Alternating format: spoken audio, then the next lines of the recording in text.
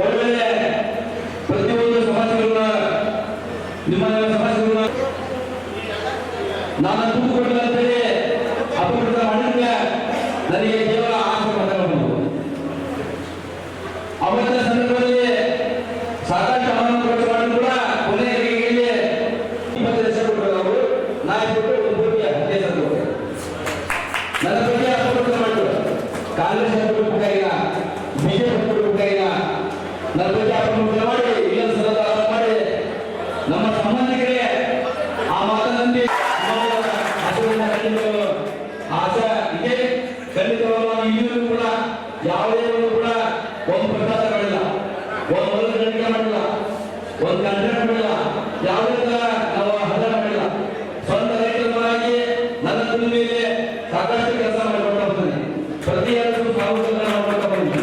ಪ್ರತಿಯೊಂದು ಏನೇ ಸಮಸ್ಯೆ ನಮಗೆ ಬಂದರೂ ಕೂಡ ಸಮಸ್ಯೆ ನಿಜ ಮಾಡ್ಕೊಳ್ತಾ ನಿಮ್ಮ ಆಶೀರ್ವಾದ ಹಾಗೆ ಇರ್ತದೆ. ಮುಖಾಂತರ ಹೆಚ್ಚು ಮಾತಾಡಿದೆ ಸುಮಾರು ಬೇರೆ ಕಡೆ ಹೋಗಬೇಕು. ಹೀಗಾಗಿ ನೇರವಾಗಿ ಕುಮಾರ ಮಾತಾಡಿದೆ. ಅದ ನಂತರ ನೀವು ಈಗ ಒಂದು ಸಾರ್ವಜನಿಕರಾಗಿ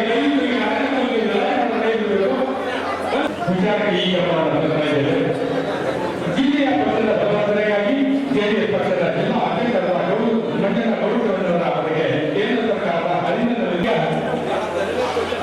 ನಮ್ಮ ಪಕ್ಷದ ಮುಖಂಡರು ಕೇಂದ್ರ ಸಚಿವರು ರಾಜ್ಯ ಸರ್ಕಾರದ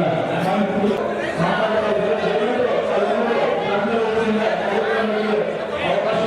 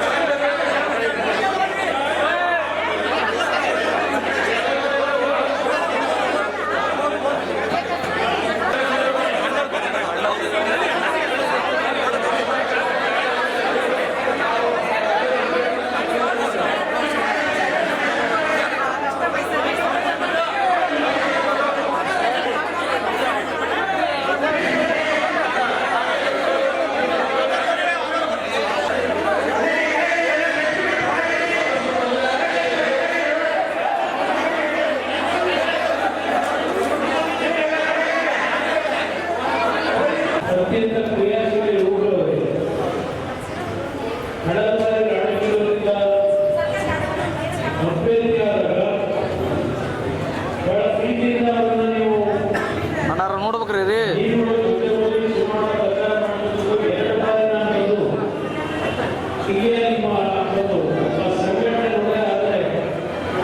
ಚುನಾವಣಾ ಫಲಿತಾಂಶ ನಿರೀಕ್ಷೆ ಬರಲಿಲ್ಲ.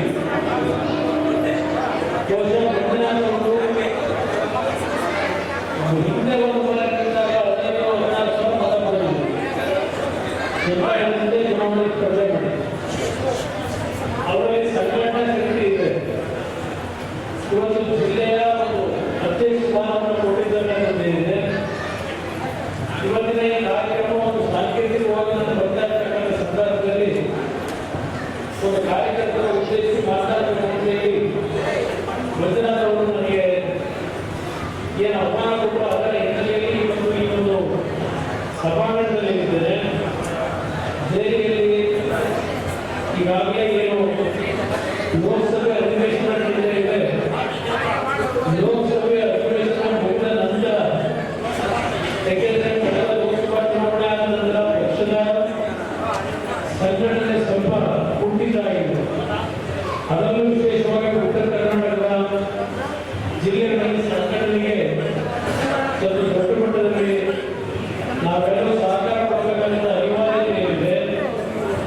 ಇವತ್ತು ಈಗಿನ ಒಂದು ಸರ್ಕಾರ ಏನಿದೆ ಕರ್ನಾಟಕದಲ್ಲಿ ಯಾವುದು 5 ಗ್ಯಾರಂಟಿಗಳನ್ನ ಬಡವರಿಗೆ ಕೊಟ್ಟು ಅವರನ್ನ ಆರ್ಥಿಕವಾಗಿ ಸಬಲರು ಮಾಡಲಿದೆ ಹೇಳ್ತಾರೆ.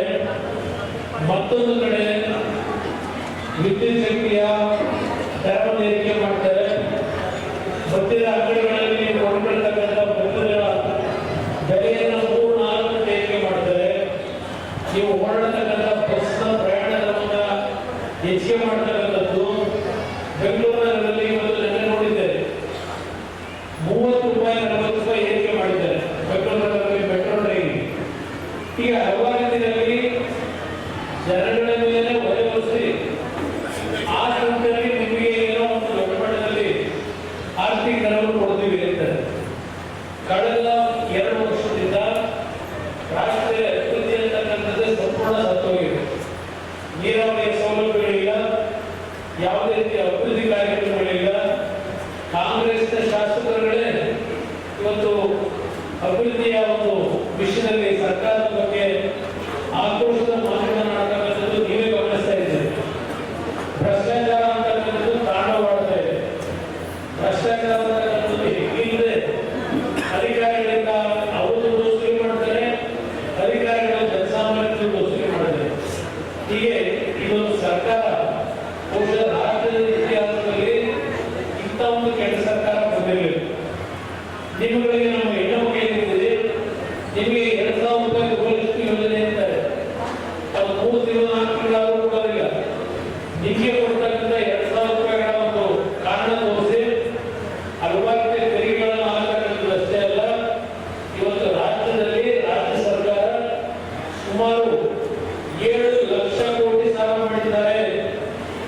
ಇವತ್ತು ಆ ಸಾಲ ತೀರಿಸಲು ನೀವೇ ತೀರಿಸಬೇಕಾಗುತ್ತೆ. ಹೆಣ್ಮಕ್ಕಳಿಗೆ ನಾನು ಗಮನ ತರ್ತೇನೆ, ನಮಗೆ 2,000 ಕೊಡ್ತಾವೆ ಅಂತ ಹೇಳಿ ಸಂತೋಷ ಪಡಬಹುದು.